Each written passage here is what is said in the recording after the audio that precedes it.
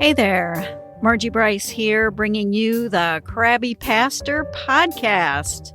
And I don't think you're going to be too surprised to know that it's too easy today to become the Krabby Pastor. Our time together will give you food for thought to help you be the ministry leader fully surrendered to God's purposes and living into whatever it takes to get you there and keep you there. So we're talking about sustainability in ministry. I have been out of town, and you wouldn't notice that necessarily, but I was at the Spark Media Christian Community Conference, and the Krabby Pastor podcast won an award for Most Original Podcast Concept. So yay, I was pretty surprised and excited at the same time. So I am just thrilled to bits to continue to be encouraged to bring this to you. One other way that you could encourage me would be by you sharing this podcast with some ministry leader, pastor that you really think it would benefit. In fact, I got into a discussion on Facebook, and one person told me that they are becoming less crabby because of this podcast. So I was pretty excited about that. One less ministry person who's a little less crabby is a great thing, right? So I always appreciate when you share. Right now, our podcast is being heard in places like Germfask, Michigan. That's Germfask. And that is in the Upper Peninsula of Michigan. And that's kind of its own country, sort of, even though, and I'm in Michigan, so I can say this, right?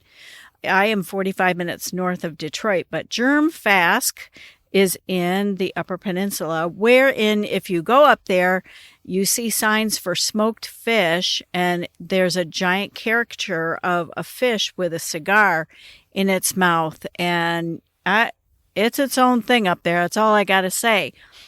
We are being heard in 17 total countries, which is exciting, including the U.S. There is Bosnia, Herzegovina, India, Mexico, New Zealand, Germany, Spain, South Africa, and that's a shout out to my friends in Durban there, Canada, the UK, Japan, Philippines, Turkey, Australia, Argentina, and even Poland and Ukraine, although right now I'm sure they're not downloading this podcast. Keep them in your prayers. Pray for peace to come. The top 2 downloading locations is Bentonville, Arkansas. Bentonville, Arkansas. What is going down over there? And Sheboygan, Michigan. And that's not in the UP, but that's up north. And it took me a long time to figure this out, but up north is like anywhere 2 hours north of where you are, where you can go to escape where you are. It took me years to figure that out, but I finally did figure that out. In addition, I want to tell you that I am collecting burnout stories. Now, let me explain this to you. I mean, you don't necessarily have to be all the way fried to offer this story to me. You can be wherever you would like to be and offer this. And I'm going to use it to figure out topics that would be especially meaningful to you. So where I'm collecting them is you have to go to my website, margiebryce.com. That's MargieBryce.com. And go to the Krabby Pastor podcast page, and there's a form there that you can fill in. Now, here's the thing. If you don't want me to use your name, you can say, please make this anonymous. Now, I really would appreciate your email and that in case I have a question about your story and I just want to hear more. That would be helpful to me. But if you want your story to remain anonymous, that is perfectly fine. And on the other hand, if you would like to be on the podcast and we can hash around and chew on your topic, that would be great as well. You can let me know that there. So I'm collecting the burnout stories. Go to my website, margiebryce.com, and go to the Crabby Pastor podcast page and shoot me your story. And for sure, we will all learn together from that. I am continuing the topic on self-care for your mindset, for your brain. And last time we talked about pace and load. And pace and load because our brain does really not have unlimited capacity. And sometimes we actually forget that we are finite. Isn't that interesting? And this episode, we're moving into how we speak to ourselves. Self-care for your mind and how we talk to ourselves about ourselves. So in the past 18 months, we've had additional family living in our home. And so that's like two families cohabitating. Two families. Two different approaches to living. Two different approaches to eating. Two different approaches to sleeping schedules. Two different approaches to snacking. Two things, at least, have floated through my mind, especially in the recent months. And they were kind of jolting ideas, actually, jolting for a follower of Christ especially. And it was this, that I'm not quite as patient of a person as I thought I was. And I'm not quite as kind of a person as I thought I was.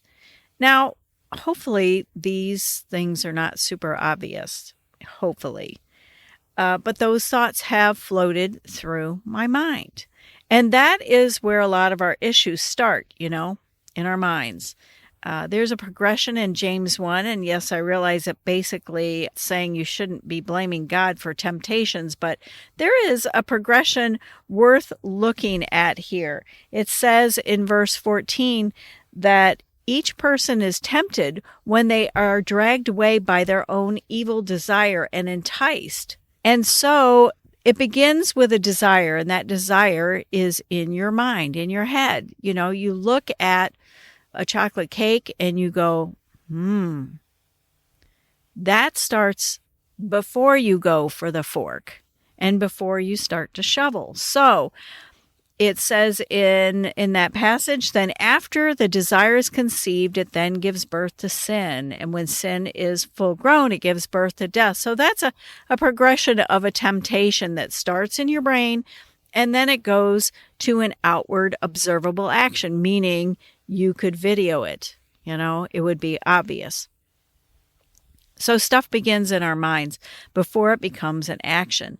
Our minds do a lot of wonderful and absolutely amazing things, but they can also wreak havoc on our day.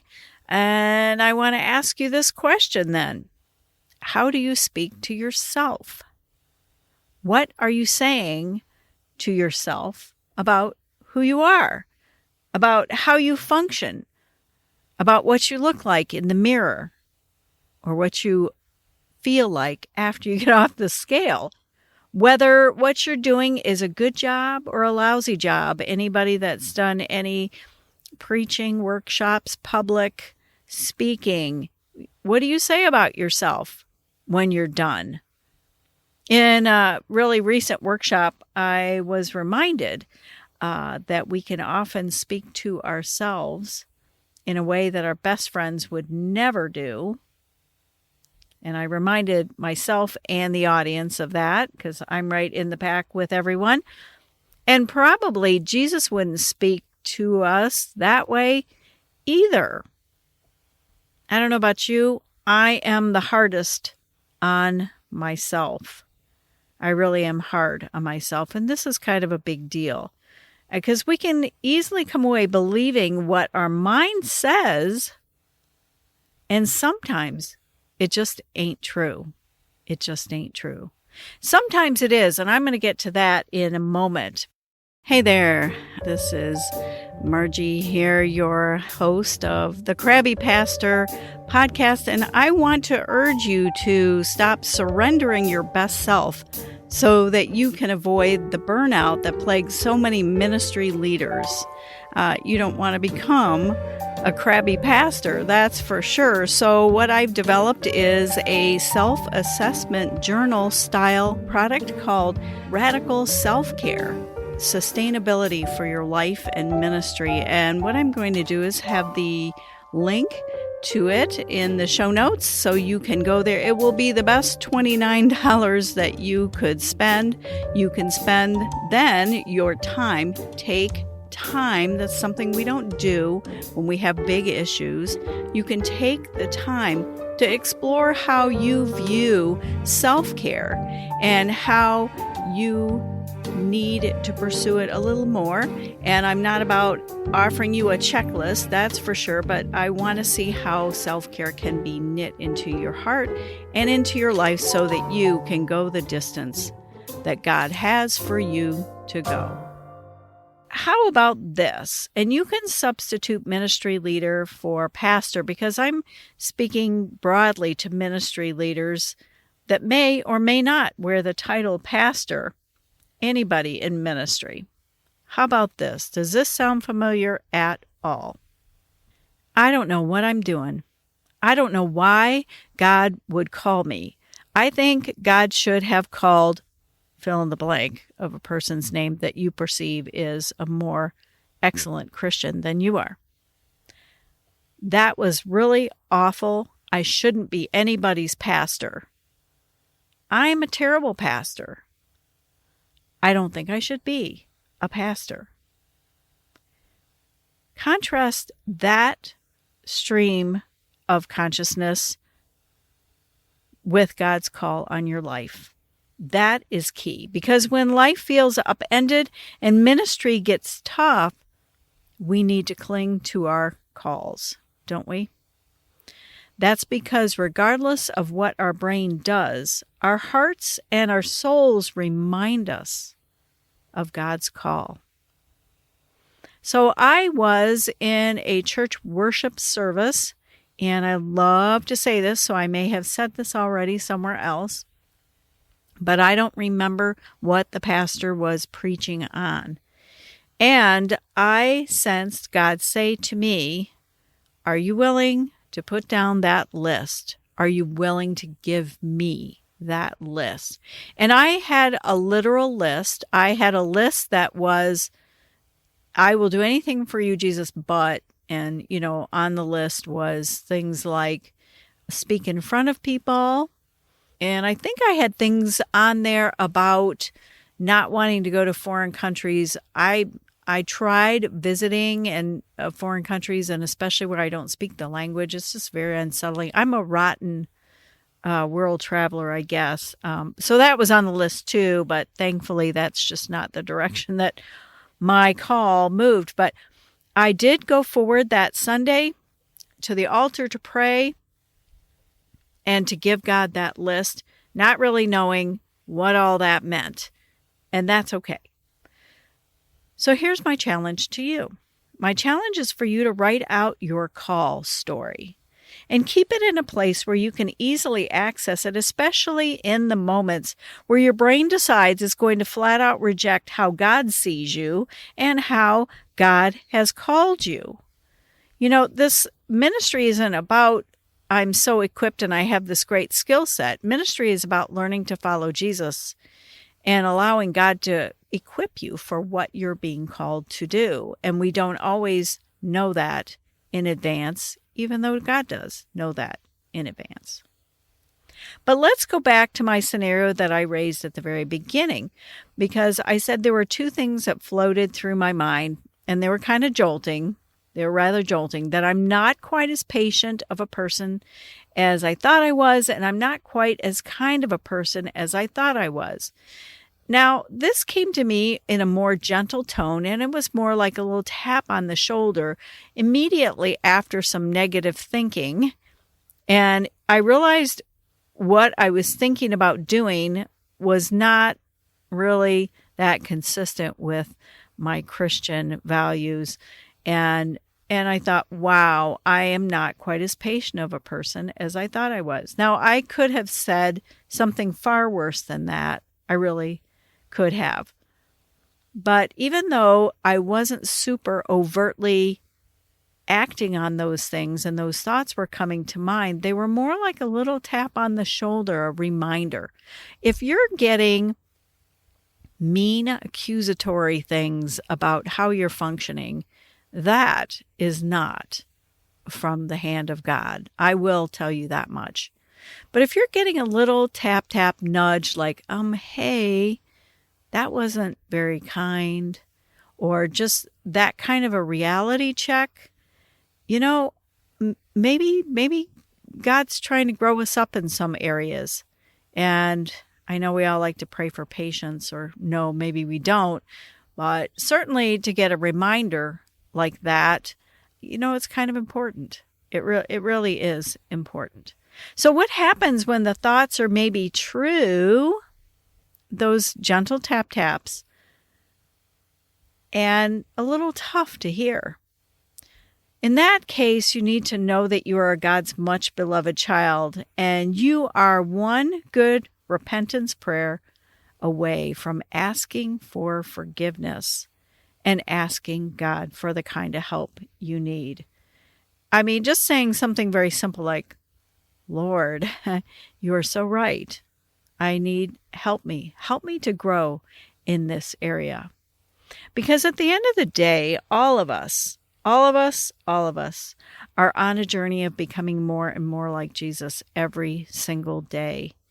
And we want to hear God speak to us because God's voice is gentle, kind, and we need to make sure, I think, that our own voice is equally gentle and kind to ourselves. Hey, thanks for listening. It is my deep desire and passion to champion issues of sustainability in ministry and for your life. So I'm here to help. I stepped back from pastoral ministry, and I feel called to help ministry leaders create and cultivate sustainability in their lives so that they can go the distance with God and whatever plans that God has for you. I would love to help. I would consider it an honor. And in all things, make sure you connect to these sustainability practices, so that you don't become the crabby pastor.